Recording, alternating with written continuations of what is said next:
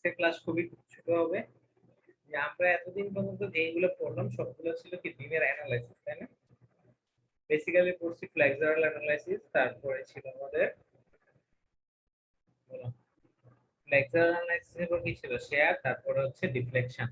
এই তো এই তিনটা ক্রাইটেরিয়া বেসিক্যালি পড়ছি। সো আমরা এই তিনটা ক্রাইটেরিয়া আমরা যখন প্র্যাকটিক্যাল ফিল্ডে কাজ করতে যাবো তখন হচ্ছে আমাদের কেউ অ্যানালাইসিস করে মানে সবসময় যে আমাদের অ্যানালাইজ করতে হবে যে এই বিল্ডিংটা সেফ কিনা দেখো তা না, বা কখনো কখনো কি ডিজাইন করতে হবে, তাই না? বেশিরভাগ ক্ষেত্রে ডিজাইন করতে হবে যে এটা এই লোডিং এর জন্য তোমাকে ডিজাইন করতে হবে। আজকে ক্লাস আমরা ডিজাইন পার্টটা করবো।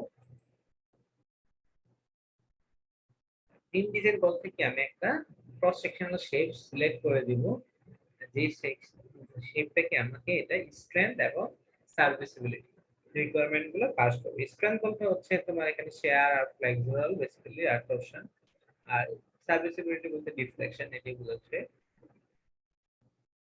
এবং এই ক্ষেত্রে সবচেয়ে ক্রিটিক্যাল হচ্ছে ফ্লেক্সার। আগের ক্লাসে বলছিলাম যে যখন ডিজাইন করতে যাবে শুরুতে আমরা ফ্লেক্সারটা চেক করব। ফ্লেক্সার যদি যেসব সেকশন পাস করে তার কি বলবো সকল সেকশনে কি তোমার শেয়ারে পাস করে।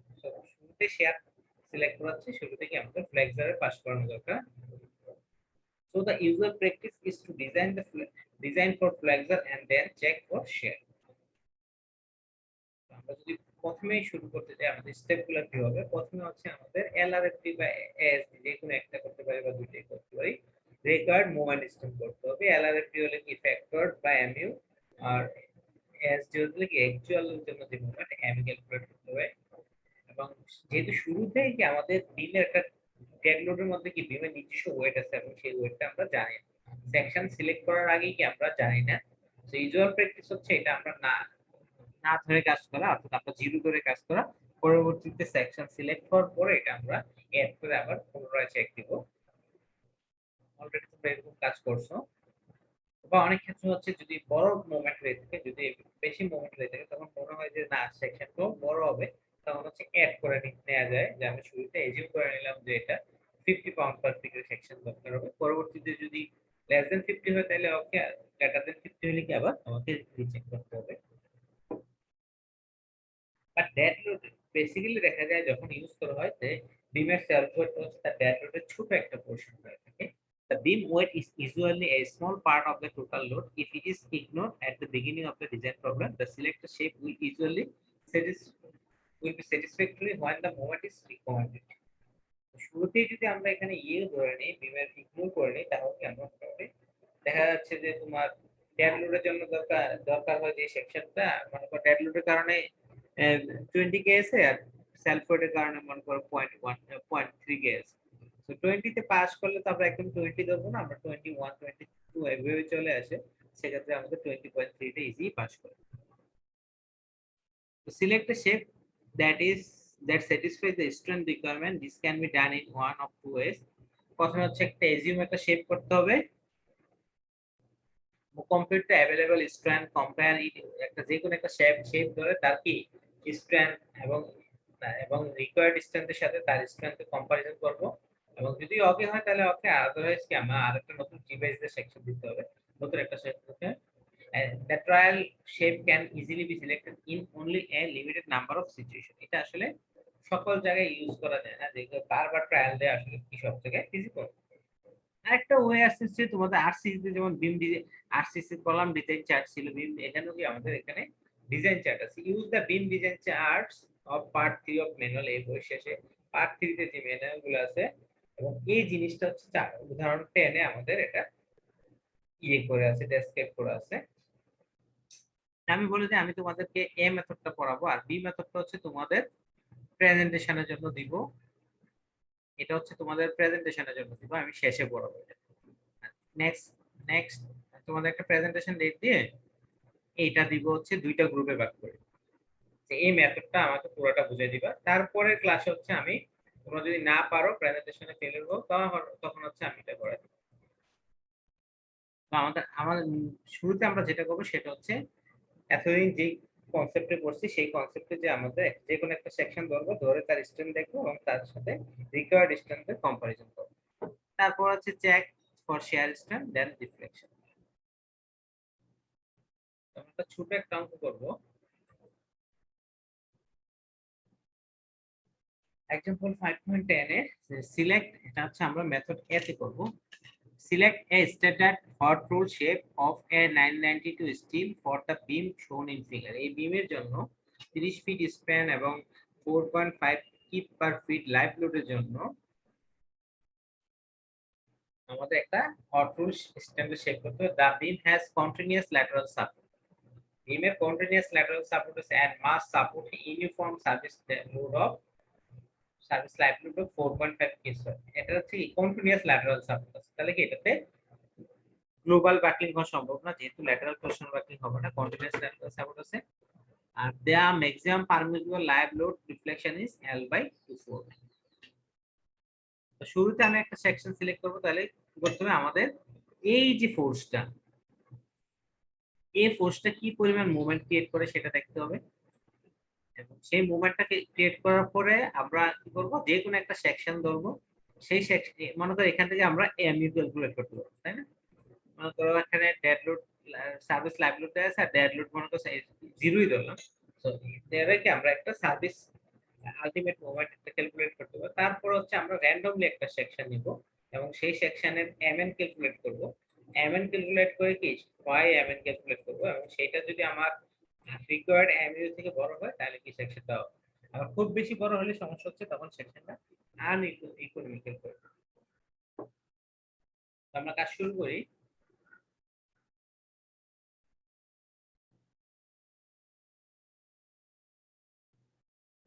LRB তে যদি করি, ignore the beam weight initially, then check for its effect after selection is made। আমরা প্রথমে কি বিমের ওয়েটটা ইগনোর করব, পরবর্তীতে একটা সেকশন চয়েস করে তারপরে কি করব সেটা ইয়ে করব, একটা সেকশন চয়েস করে তারপর দেখবো সেটা আবার অ্যাড করে দেব। তো আলটিমেটলি ডেড লোড কি 20% আর লাইভ লোড কে 60% ইনক্রিজ করে আমরা দেখলাম 7.25 কিপ পার ফিট। ডেড লোডটাকে আমরা জিরো ধরে নিচ্ছি, খেয়াল রাখবো। হ্যাঁ, বস্তু সেলফ ওয়েট জিরো ধরে নিচ্ছি, যেটা আবার পরবর্তীতে রিভাইজ করব। তাহলে রিকার্ড মোমেন্টের যেহেতু এটা UDL W L square eight এবং স্প্যান দেয়া আছে 30 ফিট, তাহলে আমাদের W L square eight 810 cube feet. এই এখন হচ্ছে আমাদের এএসসি তে যে সেকশন আছে প্রায় সবগুলো সেকশনে কি কম্প্যাক্ট। আমরা ধরে নিলে আমরা যে শেপটা নিয়ে কাজ করব, assume the shape will be compact for a compact shape with full lateral support। তাহলে এখানে কি অলরেডি কোশ্চেনে দেয়া আছে টোটালি ল্যাটারাল সাপোর্ট আছে, দ্যাট ইজ কি ল্যাটারাল টরশন বাকলিং হবে না। এবং আরেকটা শর্ত আমরা ধরে নিলাম যে সেকশনটা কম্প্যাক্ট। তাহলে কি আমাদের কম্প্যাক্টও যদি হয়, ল্যাটারাল টরশন বাকলিংও যদি না হয়, তাহলে কি হবে সেটা, তার নমিনাল ক্যাপাসিটি হবে কি, এটা FYZX, না প্লাস্টিক মোমেন্ট ক্যাপাসিটি মতো আমরা লিখতে পারি। তাহলে ফ্রম আমাদের তাহলে আলটিমেটলি সাই এমএনটা কার থেকে আলটিমেট মোমেন্টের বড় হতে হবে। তো সাই এমএন সমস্যা, যেহেতু এখানে লোকাল এবং গ্লোবাল কোনোটাই নাই, তাহলে কি plastic moment that is FYZX। তো এইভাবে বলতে পারি ZX should be greater than or equal mu by psi FY। তাহলে আলটিমেট মোমেন্ট হচ্ছে 810 ইনটু 12 810 কিউব ফিট, তাহলে কিউব ইঞ্চি।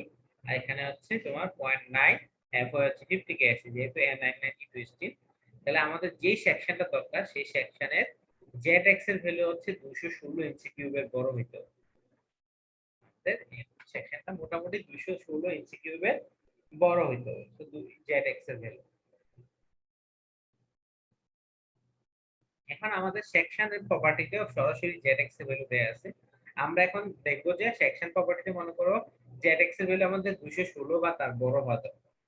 আমাদের যে টেবিল দেয়া আছে সেই টেবিল থেকে আমরা অনেকগুলো সেকশনে কি 216 Z এর ভ্যালু 216 ইঞ্চি কিউবের বড়। আর 216 যদি বড় হয়ে থাকে তাহলে কি আমরা কোনটা নেব, এর মধ্যে সেটা সবচেয়ে ওজন কম, তাই না? ওয়েট যেটা সবচেয়ে কম সেটা আমরা সিলেক্ট করব। আর যদি আমাদের কাছে এখন এটা দরকার হয় না, বা অনেক ক্ষেত্রে দেখা যাচ্ছে এসএক্স দিয়ে কম্পারিজন করব, যদি এসএক্স দিয়ে কম্পারিজন করি তাহলে আমরা জানি কি জেডএক্স টা মোটামুটি এসএস এর কি 8 থেকে 20% এর মধ্যে হয়ে থাকে, তাই না? তাহলে আমরা র্যান্ডমলি একটা 15% কমাইয়ে তারপর দেখলাম এটা এসএক্স দিয়েও কম্পারিজন করতে হবে। এটা দরকার হবে না আমাদের, আমরা জেডএক্স যেহেতু আমাদের টেবিলে আছে, জেডএক্স এর ভ্যালু দিয়ে আমরা এটা করব। From the ZX table of the hot pool section, আমরা W21 into 93 section এর আসছে কত 221, 24 into 8 to 4 এর আসতেছে 224। আমাদের টার্গেট হবে কি এই ভ্যালুটা যাতে সবচেয়ে কম থাকে, আবার এটাও কি 216 থেকে বড় হয়, এই দুইটা টার্গেট নিয়ে আমরা আগাবো। তাহলে এই দুইটা সেকশনের মধ্যে দেখাই যাচ্ছে কি একটা 84, তার ওয়েট হচ্ছে 84 পাউন্ড পার ফিট, আর একটা ওয়েট হচ্ছে 93। তাহলে আমরা কোন সেকশন নেব? তাহলে এই সেকশনটা নিব। এরকম আরো 5-7টা সেকশন থাকতে পারে, আমরা সবচেয়ে কম সেকশনটা। Hence, the lightest one, that is W24 into 84, should be selected because section modulus is not directly proportional to area. It is possible to have more section modulus with less. যাই হোক, সহজ হচ্ছে section modulus. কিন্তু এখানে দেখো একটু, যে এখানে একটু খেয়াল করো যে এখানে 84 যেটা সেটারই কি 224, আর যেটা 93 সেটা কিন্তু 221। তো ডাইরেক্ট ওজনের সাথে যে আমাদের জেড একদম প্রফেশনাল, সেটা একদম প্রফেশনাল না, যে সেটা আমরা বুঝতে পারছি যে এটার বেশি। এটার এখানে আছে 93, তারপরেও কি তোমার 221, আর এখানে 84, তার 224। তাহলে আমরা খেয়াল রাখতে হবে কি ওজন বেস করে, অর্থাৎ লাস্ট যে ডিজিট, এই ডিজিটটা বেস করে কি আমাদের চয়েস করতে হবে। তা মনে করো আমরা একদম যদি যেটা 221 চয়েস করে ফেলতাম, যে 224 আর দেখবো কেন 221 পেয়ে গেছি, তখনও কি এটা সেকশনটা আনইকোনমিক্যাল হইতো। পার, কারণ কি আমার अवेलेबल সেকশন আরো আছে, যেটা কি পার ফিটে 9 পাউন্ড কম ওজনের আছে। This shape is compact as assume, আমাদের টেবিলে লেখা থাকে। যখন নট কম্প্যাক্ট থাকে তাহলে কি সেকশনের নিচে ছোট করে কি একটা এফ লেখা থাকে। যেহেতু এখানে এফ লেখা নাই, তাহলে section is compact as assume, আমরা যেটা ধরে নিয়েছি সেটাই। তাহলে এমন সমস্যা এমপি, এটাতে কোনো গোল নেই। কনসিডারিং দ্য বিম ওয়েট, এখন আমরা বিম ওয়েটটা অ্যাড করব। বিম ওয়েট কত? 84। তাহলে 1.2 ইনটু ডেড লোড হচ্ছে 84 পাউন্ড পার ফিট বা 0.084 ফিট পার ফিট, আর লাইভ লোডে 60% বাড়াচ্ছি, তখন হচ্ছে 7.3। তাহলে রিকোয়ার্ড মোমেন্ট ডিসটেন্স হচ্ছে 821। আগে ছিল কত আমাদের রিকোয়ার্ড? 810, বাট আমরা এখন যখন তার অ্যাকচুয়াল ওয়েটটা নিয়ে নিলাম তখন হয়ে গেল 821। আর সিমিলার আরেকবার কাজটা করতে হবে যে আমার আসলে জেড এক্স এর ভ্যালুটা স্যাটিসফাই করে কিনা। 821 হয়ে থাকে, তাহলে আমাদের জেড এক্স এর ভ্যালু কত দরকার হয়? সেম, একদম সেম, জাস্ট এক্ষেত্রে এমইউ এর ভ্যালুটা চেঞ্জ হচ্ছে, 810 থেকে 821 হয়ে গেছে। তাহলে এই একদম, তাহলে আমরা নতুন জেড এক্স পেলাম 219 এর বড় হইতে হবে। আগে ছিল 216 এর বড় হইতে হবে, এখন হচ্ছে 219 এর বড় হইতে হবে। তো জেড এক্স এর ভ্যালুটা 3 বেশি ইনক্রিজ করতে হবে। বাট আমরা যে সেকশনটা নিচ্ছি সেটা জেড এক্স এর ভ্যালু হচ্ছে 224। তো আমাদের সেকশনটা কি, তার সেলফ ওয়েটের কারণে যেই কন্ডিশন আছে সেই কন্ডিশনও কিসে স্যাটিসফাই করতেছে। ওকে,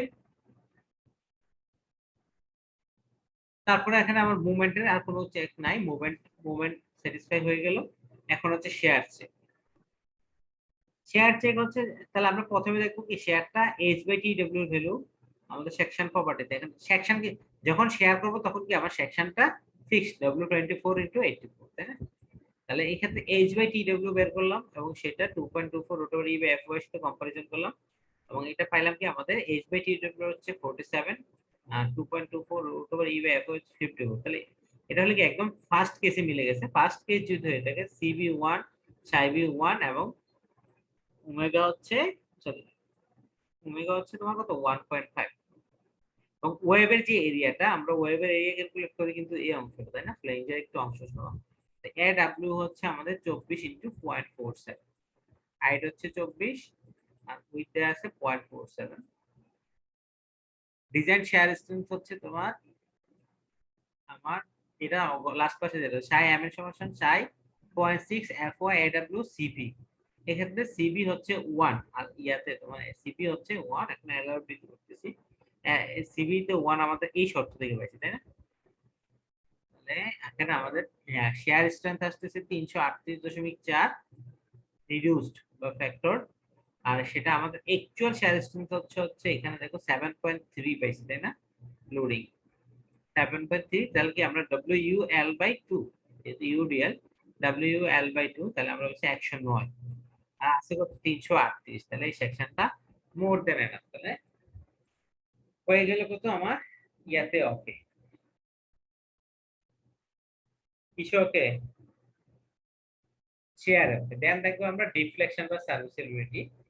can 5W L to the 4/384 EI এখানে আমাদের WL এর লাইভ লোড জানি, এখানে শুধু লাইভ লোডের ক্ষেত্রে দেখতেছি, তাহলে লাইভ লোড বসে দিব, তারপরে লাইভ লোডটাকে অবশ্যই আনফ্যাক্টরড লোড হতে হবে, আর কিছু নতুন করে নাই। এই আই এর ভ্যালু কি আমাদের সেকশন প্রপার্টিজ থেকে পাবো, আর WL 4.5 কিপ পার ফিট, আর L এর ভ্যালু ইঞ্চিতে নিয়ে গেলাম, তা আসতেছে 1.1932 ইঞ্চি, এবং আমাদের লিমিট হচ্ছে L/240, that is 30 feet. 30 feet কে ইঞ্চিতে নিলে 1.5 ইঞ্চি, ম্যাক্সিমাম 1.5 ইঞ্চি অ্যালাউ করব, বাট দেখা গেল 1.19 ফিট। তাহলে আমাদের অ্যাকচুয়াল হচ্ছে 1.19, আর আছে লিমিট হচ্ছে 1.5। তাহলে আমার সেকশনটা কি ওকে।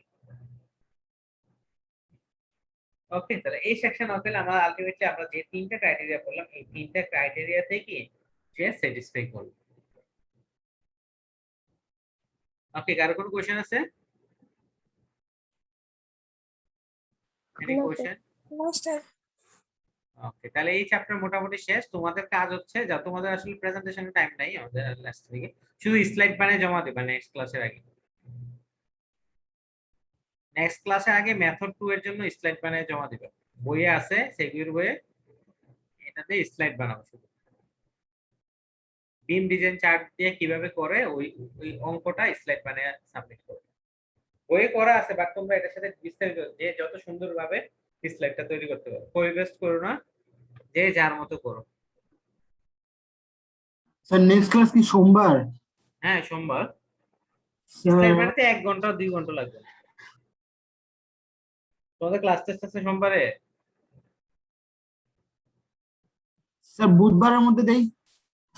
বুধবার, আচ্ছা, তো তাহলে বুধবারে, তাহলে আবার নেক্সট উইকে চলে যাবে। আচ্ছা, আমাদের ক্লাসে কিন্তু টাইম শেষ হয়ে যাচ্ছে, আমাদের ডিপার্টমেন্ট থেকে বলা হচ্ছে 8 তারিখের মধ্যে ক্লাস শেষ করার জন্য, বুঝছো? 8 তারিখের মধ্যে আসলে ফিজিবল না এখন আমার জন্য, আর দুই দুই একটা বেশি ক্লাস লাগবে, মেন্টালি প্রিপেয়ার থাকো। শেষ, এই চ্যাপ্টার মোটামুটি শেষ। তারপর আমরা নতুন একটা চ্যাপ্টারে যাব, সেটা হচ্ছে কানেকশন।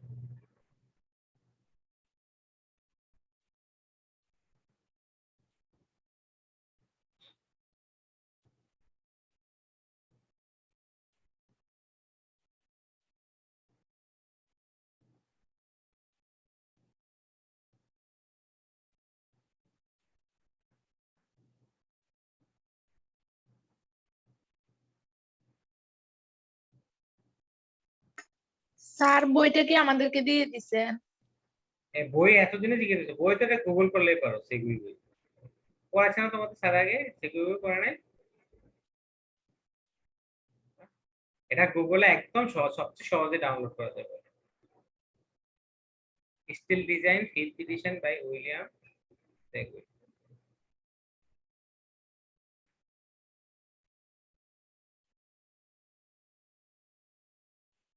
আমি তো ভাবছিলাম তোমাদের এটা পড়াইতে আধা ঘন্টা 1 ঘন্টা চলে যাবে। আচ্ছা, আমরা কানেকশনটা একটু দেখি।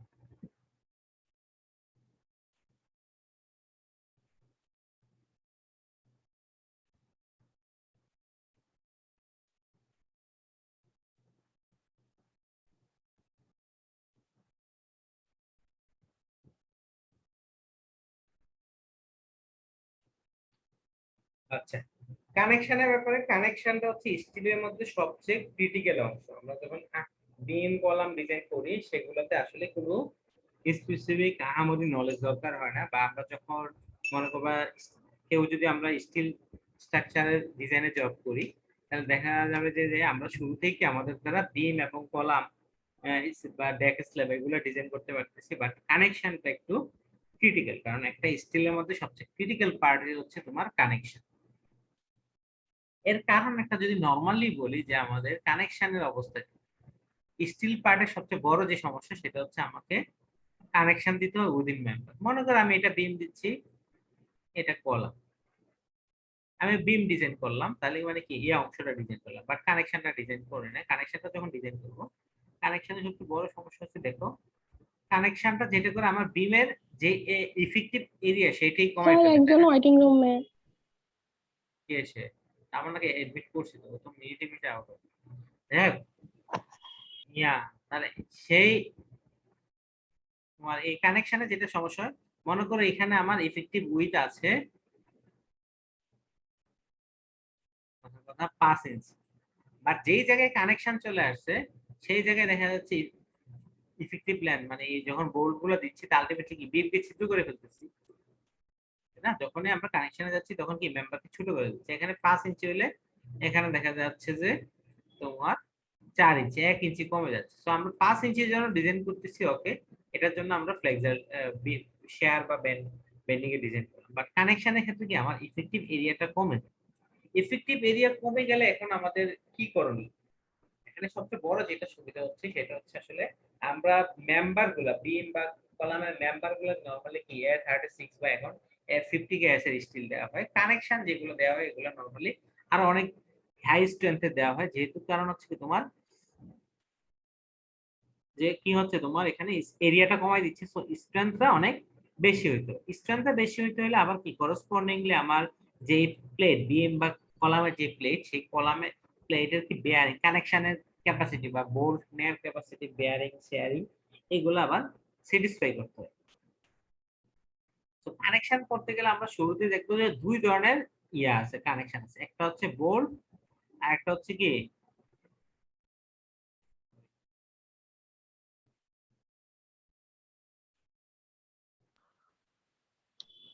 ইয়া তোমার এগুলা কি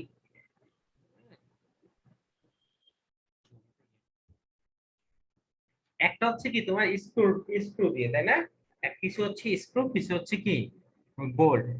আধুনিক যুগে সবগুলো কি স্ক্রু বা নাট বল্টু দিয়ে করা হয়। আর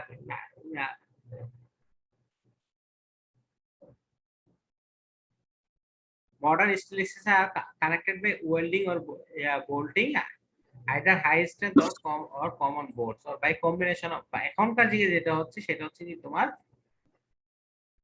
তোমার এখনের যেটা হচ্ছে তোমার চলে আসে, তাই না? ওয়েল্ডিং করা হয় বা করা হয়, তোমার বোল্টও ইউজ করা হয়।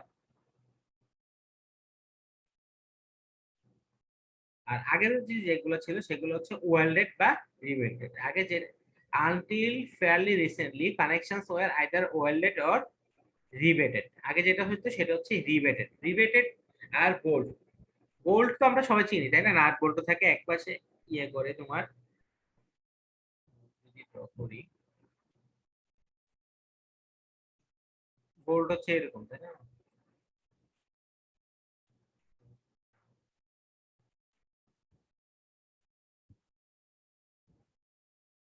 স্ক্রু এরকম এখানে কাজ করা থাকে, তাই না? এখানে আরেকটা নাট দিয়ে কানেকশন দেওয়া হয়। আধুনিক যুগে সবগুলোই হচ্ছে কি বোল্ট, মাঝখানে স্টিল সেকশন দিয়ে দুই পাশে কি তোমার বোল্ট দেওয়া হয়, অর্থাৎ স্ক্রু দিয়ে টাইট দেওয়া হয়। যে এটা হচ্ছে নরমাল প্র্যাকটিস। বাট কিছুদিন আগেও যেহেতু কিছুদিন বলতে 1950 দিকেও সেটা হচ্ছে রিবেটেড করা হতো। রিবেটেড যেটা সেটা তোমাদের একটু দেখাইলে হবে। রিবেটেড হচ্ছে তোমার এরকম মনে করো এটা একটা স্টিল প্লেট, এটা একটা স্টিল প্লেট। রিবেটেড করতে হলে প্রথমে হচ্ছে এখানে একটা গ্যাপ থাকতো, বোল্টের মধ্যে গ্যাপ থাকতো। তারপরে যেটা হয় একটা একদম গরম, খুব গরম একটা তোমার গরম একটা লোহার টুকরা এইভাবে মাঝখানে দেওয়া হতো। দেওয়ার পরে একদম গরম মানে অনেক ডিগ্রি সেন্টিগ্রেড, মানে লোহার গলনাকে যাচ্ছে অনেক গরম করে এটা দেওয়ার পর দুই পাশ থেকে চাপ দেওয়া হইতো। তো এই পাশ থেকে চাপ দিয়ে এই পাশ থেকে চাপ দিয়ে এটা আলটিমেট কন্ডিশন হয়ে যেত তোমার এরকম। এটা হচ্ছে রিভিটেড, মানে প্রথমে দেয়া হবে, স্টিলটা দেয়া হবে দুইটা মাঝখানে তোমার ভিডিও দেখে ফেললে তুমি ভালো হবে। তারপরে দেখা যাচ্ছে কি এটাতে কোনো নাই, কোনো থ্রেড অংশ নাই, তাই না? এটাতে যেমন স্ক্রু বোল্টে যেমন থ্রেড থাকে, এখানে কোনো থ্রেড থাকে না, জাস্ট একটা স্ট্রেট অংশ থাকে।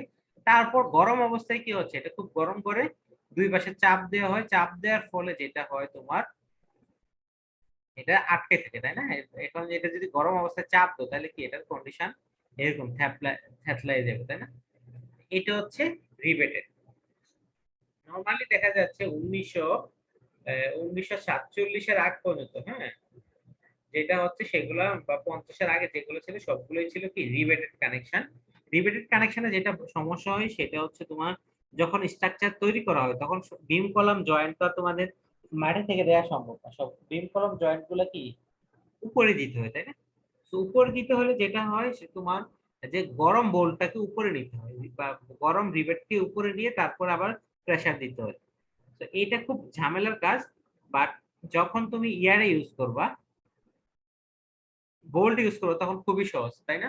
এখানে তুমি জাস্ট লেবারটা একদম ঠান্ডা অবস্থায় বোল্টটা নিয়ে তারপর টাইট দিলে হয়।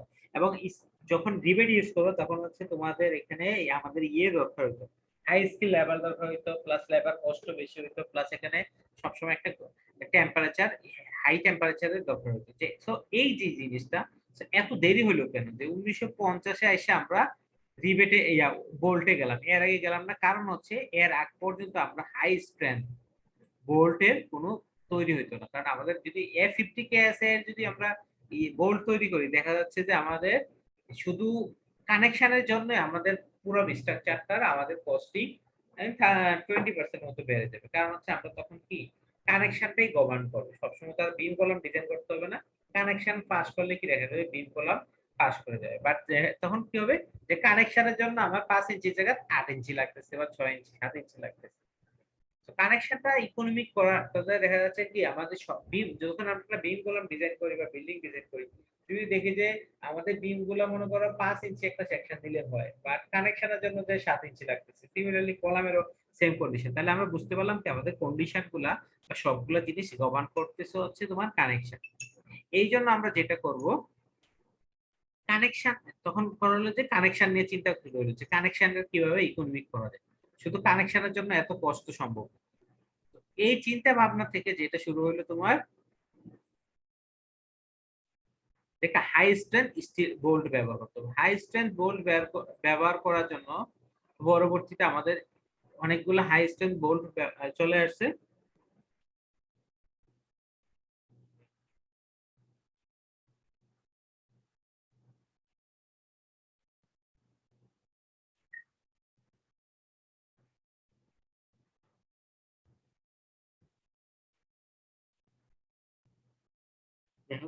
এই জায়গা দেখো আমাদের নরমালি পরবর্তীতে দেখা যাচ্ছে যে তোমার নমিনাল শেয়ার স্ট্রেংথের তোমার কি 68, 84, তারপরে তোমার 54, 68, মানে এখানে টোটাল দুই ধরনের, বেসিক্যালি দুই ধরনের স্টিল চলে আসছে। আগে আমরা ইউজ করতাম হচ্ছে A307, যেটার নমিনাল শেয়ার স্ট্রেংথ ছিল 27 KSI।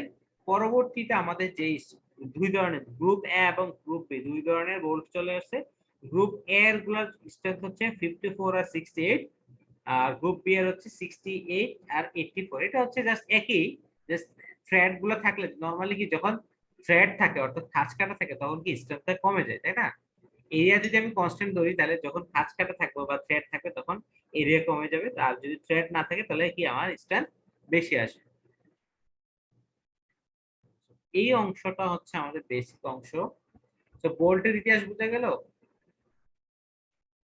তো আমাদের এই চ্যাপ্টারের মূল উদ্দেশ্য হচ্ছে কানেকশনে স্ট্রেংথ ক্যালকুলেট করা। কানেকশনে স্ট্রেংথ ক্যালকুলেট করতে গেলে শুধুমাত্র যে আমরা বোল্টের স্ট্রেংথ দেখবো তা না, আমাদের বোল্টের সাথে সাথে কি প্লেটের স্ট্রেংথ দেখতে হবে। আমাদের বোল্ট গুলা কি, বোল্ট গুলো যেহেতু এখন দেখলাম যে হাই স্ট্রেংথের, আমার প্লেট দিব কত 27 KSA এবং বোল্ট দিব কত 54 KSA, মানে বোল্টের স্ট্রেংথ আমার প্লেটের স্ট্রেংথ থেকে ডাবল।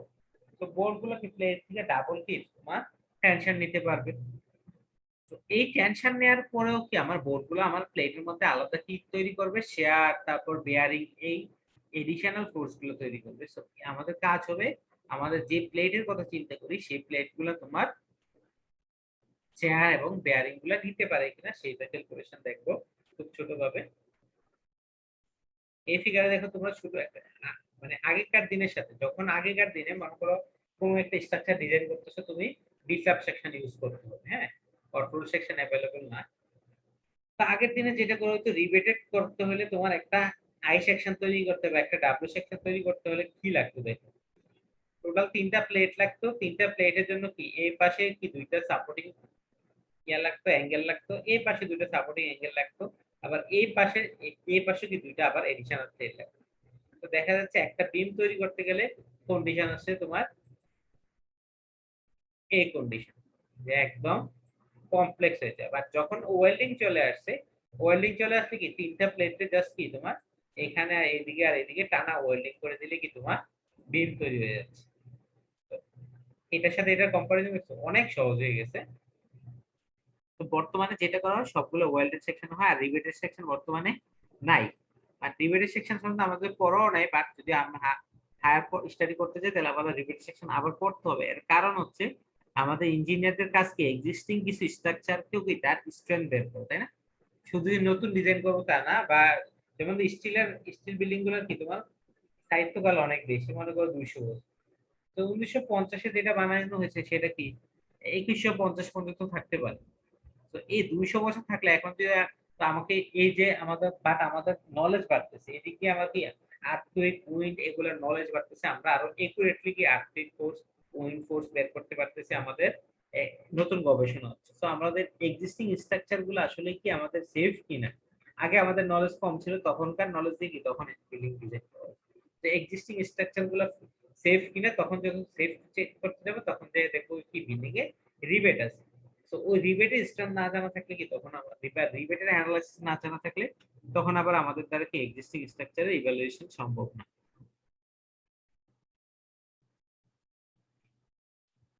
তো এই অংশ হচ্ছে বেসিক্যালি। তো কানেকশন তো তোমরা কি ইয়াতে পড়াইছিলাম তোমাদের ইয়াতে SM2 তে? স্যার ওই যে বোল্ট রিবেট। হ্যাঁ হ্যাঁ, এগুলো তো পড়ানো হয়েছে বেসিক্যালি, তাই না? জি স্যার। 12 এক নাম্বার করে করানো হয়েছিল। ঠিক আছে? আচ্ছা যাই হোক, তাহলে আমাদের শুরুতে আমরা শেয়ার কানেকশন দেখি, শেয়ার ক্যাপাসিটি যদি দেখি। শেয়ার ক্যাপাসিটির অর্থ হচ্ছে কি বোল্টটা কোন দিকে ছিড়বে,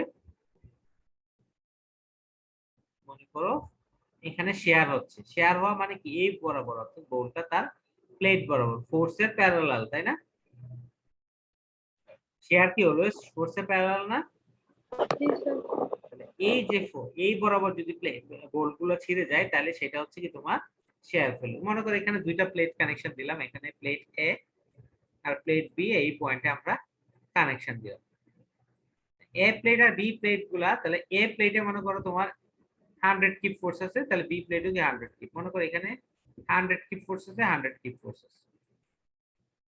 তো 100 কিপ ফোর্সটা কি এই প্লেট থেকে এই প্লেটে ট্রান্সফার হবে কিভাবে? বোল্টের মাধ্যমে। তো এই যে এই প্লেট গুলাকে এই এই বোল্ট দুইটা এই বরাবর কি তোমাকে 100 কিপ লোড ট্রান্সফার করতে হবে। অর্থাৎ এখানে আমার শেয়ারের মাধ্যমে সে কি এ প্লেট থেকে বি প্লেটে ফোর্স দিবে, তাই না? তাহলে এখানে আমার শেয়ার কিভাবে পাবো? এ ফোর্স বাই এই বোল্টের ক্রস সেকশনাল এরিয়া। তো বোল্টটা কি তোমার নরমালি বোঝা যাচ্ছে এই বোল্টের এই জায়গায় কোনো কি আগা মাথা কোনোটাই কি তোমার শেয়ার করবে না। শেয়ার হবে কি যে জায়গাটা তোমার প্লেটের মাঝখানে আছে, যে দিক দিয়ে ফোর্স ট্রান্সফার হচ্ছে, যে এ বরাবর আমাদের কি শেয়ারটা। তাহলে শেয়ার সমান ফোর্স বাই এরিয়া।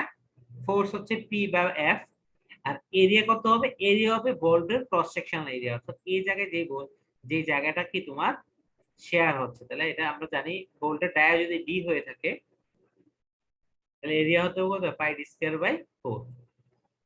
তাহলে ইনডাইরেক্টলি আবার বলতে পারি কি ফোর্স ফোর্স সমান কি শেয়ার ইন টার্মস অফ শেয়ারে কতটুকু লোড দেয়া যাবে আমাদের এফবি ইনটু এ। এফবি হচ্ছে শেয়ার, কতটুকু শেয়ার নিতে পারবে, আর এ হচ্ছে বোল্টের ক্রস সেকশনাল এরিয়া।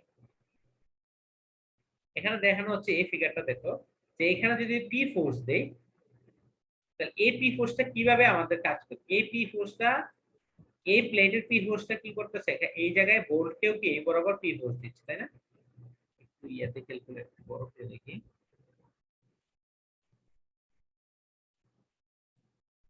মনে করো এখানে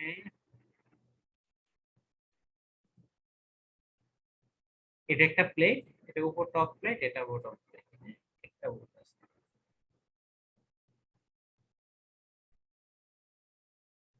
এখানে, বোল্ট আছে। যখন এখানে ফোর্স দিলাম এই ফোর্সটা কি আমার বোল্টে যাবে। বোল্টে কোন পাশে যাবে? এই বাম পাশে যাবে না ডান পাশে যাবে বলো তো? এই পি ফোর্সটা বোল্টের বাম পাশে যাবে না ডান পাশে যাবে? বাম পাশে। আচ্ছা ডান পাশে ডান পাশে। ডান পাশে, তাই না? এইদিকে তো সে গ্যাপ আরো গ্যাপটাই থেকে জি যাবে, স্যার। গ্যাপটা কোনো সমস্যা করবে না। এই ফোর্সটা হচ্ছে এই ডান পাশে থাকবে, এটাই দেখানো হচ্ছে যে আমি যদি এই বড় ফোর্স দিয়ে এটা কি বোল্টটার ডান পাশে দিয়ে কি ফোর্সটা কাজ করবে, তো বোল্টটা তাহলে আলটিমেটলি বোল্টটা কি বাম দিকে যাওয়ার চেষ্টা করতেছে। বোল্টটা যদি বাম দিকে চেষ্টা করতে চায় তাহলে কি বোল্টটা বাম দিকে চলে যেত, বাট কি প্লেট আরেকটা প্লেট কি তাকে ডান দিকে টান দিতে হবে। তো নিচের প্লেটটা কি তাকে বাধ্য হয়ে কি ডান দিকে ধাক্কা দিলে কি সে জায়গায় থাকবে, তাই না? আদারওয়াইজ কি বোল্ট চলে যেতে থাকবে, বাট বোল্টকে আটকানোর জন্য নিচের প্লেট থেকে কি ডান দিকে একটা ফোর্স আসতে হবে। সো নিচের প্লেটে কি আবার ডান দিকে একটা ফোর্স ক্রিয়েট হবে। এই বাম ডান যায় বলে আলটিমেটলি দেখা যায় যে আমাদের এই যে কানেক্টিং জায়গায় কি একটা স্ট্রেস ক্রিয়েট হবে। তাহলে এখানে আছে পি লেফট ওয়ার্ড, এখানে আছে পি রাইট ওয়ার্ড, তাহলে কি এখানে একটা শেয়ার আসতেছে না? মাঝখানে তো একটা শেয়ার আসতেই হবে, তাই না? তো এটা যদি বা আমরা এটার যদি একটা ছোট বিম মনে করে এসএফটি ইউনিট ড্র করি, তাও দেখবো কি এখানে একটা শেয়ার ডায়াগ্রাম আসছে। তো এইখানে যে শেয়ারটা আছে এই শেয়ারটা কে নিবে? বোল্টের ক্রস সেকশনাল এরিয়া নিবে। এখানে আরেকটা ডাবল শেয়ারের জন্য, এটা হচ্ছে সিঙ্গেল শেয়ার, তো ডাবল শেয়ারের জন্য বা ডাবল প্লেট থেকে যদি একটা প্লেটে যায় তাহলে কি শেয়ারটা একটু কমে যায়। কমে যায় কিভাবে দেখো, এখানে তো আমার সকল জায়গায় কি পি, আর যদি আমি দুইটা প্লেট দেই, একটা প্লেট থেকে দুইটা প্লেট দেই বা দুইটা প্লেট থেকে দুইটা প্লেটে দেই, তখন দেখো যে আমাদের এখানে পি যে ফোর্স, আমাদের স্বাভাবিকভাবে দুইটা প্লেট হলে কি অর্ধেক অর্ধেক যাবে। তো অর্ধেক অর্ধেক গেলে এই পি ফোর্সটা কি কাজ করবে? বাম দিকে কাজ করবে। অলরেডি তোমরা বুঝছো যে বাম দিকে কাজ করবে, ডান পাশ থেকে বাম দিকে কাজ করবে এই পি ফোর্স। তো বাকি দুইটা ফোর্সে পি বাই টু, এই দুইটা কি ডান দিকে কাজ করবে পি বাই টু। তো দেখা যাচ্ছে কি যদি আমরা দুইটা প্লেট ইউজ করি তাহলে শেয়ারটা অর্ধেক হয়ে যায়, তাই না? যেহেতু ফোর্স অর্ধেক হয়ে গেছে পি বাই টু, এখানে আমার সর্বোচ্চ আছে কত? P by two. সেকেন্ড কেসে বোল্টের মধ্যে সর্বোচ্চ ফোর্স হচ্ছে কত? P by two. তাহলে আমার শেয়ার হয়ে যাবে সর্বোচ্চ P by two. Single shear আর ডাবল শেয়ারের অর্থ হচ্ছে আমার শেয়ার ফোর্সকে পুরোপুরি অর্ধেক করা হচ্ছে। এটা ভালো ওয়ে, শেয়ার ফোর্স কমানোর জন্য একটা ভালো ওয়ে হচ্ছে ডাবল প্লেট ইউজ করা। বাট সবসময় তো তোমাদের বিমের বিমের জন্য সেকশন দরকার আমার একটা, এখন তো আমি শুধু শেয়ারের জন্য বা কানেকশনের জন্য তো দুইটা প্লেট ইউজ করবো না। আমার কখনো কখনো যদি ডাবল প্লেট থাকে তাহলে আমরা বুঝতে পারবো যে এখানে শেয়ারটা আমার হাফ হয়ে গেছে।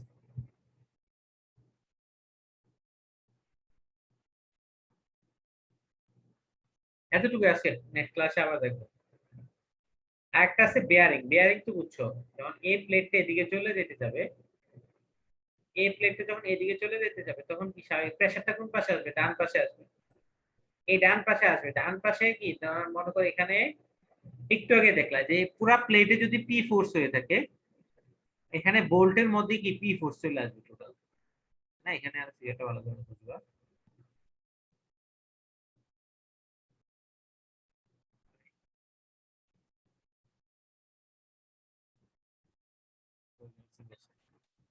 এখানে টোটাল পি ফোর্স কোথায়? পুরা প্লেটে, তাই না? আর এখানে বোল্ট দিয়ে কি পি ফোর্স ট্রান্সফার হচ্ছে, তাহলে এই পি ফোর্স যেটা ট্রান্সফার হচ্ছে, তাহলে এই প্লেটের উপর হিউজ প্রেসার আসতেছে না বোল্ট বরাবর? তাহলে বোল্ট বরাবর কি পুরো ফোর্সটা কি বোল্ট বরাবরই কাজ করতেছে। ওইখানে কাজ করতেছে পুরো একটা প্লেটে, আর এখানে কাজ করতেছে বোল্ট বরাবর। তো এইখানে যেটা হয় বেয়ারিং ক্রিয়েট হয়, এখানে প্রচুর চাপ হয়। প্লেটটা কি এখানে বোল্টটা এদিকে যেতে চায়, প্লেটটা এদিকে দেখাতে প্রচুর একটা বেয়ারিং ফেলু চাপ হয়। এই বেয়ারিং এর জন্য দেখা যায় অনেক সময় আস্তে আস্তে কি তোমার এই ছিদ্রটা বড় হয়ে যাবে। কারণ হচ্ছে তোমার ফোর্সের কারণে কি এটা এই যে বেয়ারিং এই ছিদ্রটা যদি বড় হয়ে থাকে আস্তে আস্তে ছিদ্রটা বড় হয়ে যদি প্লেটের বাইরে চলে যায় তখন হচ্ছে কি তোমার এটা ফেল হয়ে যাবে, তাই না? তো আমাদের একটা লিমিট থাকবে যে কতটুকু পর্যন্ত আমি অ্যালাউ করবো একদম।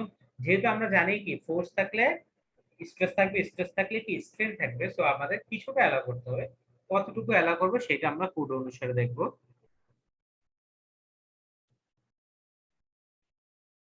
তারপর আচ্ছা ঠিক আছে, নেক্সট ক্লাসে আমরা দেখবো। আজকে নেক্সট তো সোমবার, তাই না? ঠিক আছে।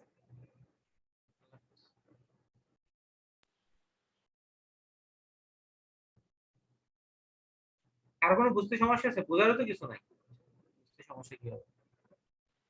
তোমরা ইয়াটা করে ফেলো বুধবারের আগে, ওই প্রেজেন্টেশন স্লাইডটা রেডি করো। প্রেজেন্টেশন দিতে হবে না, শুধু স্লাইডটা দিও। আচ্ছা আচ্ছা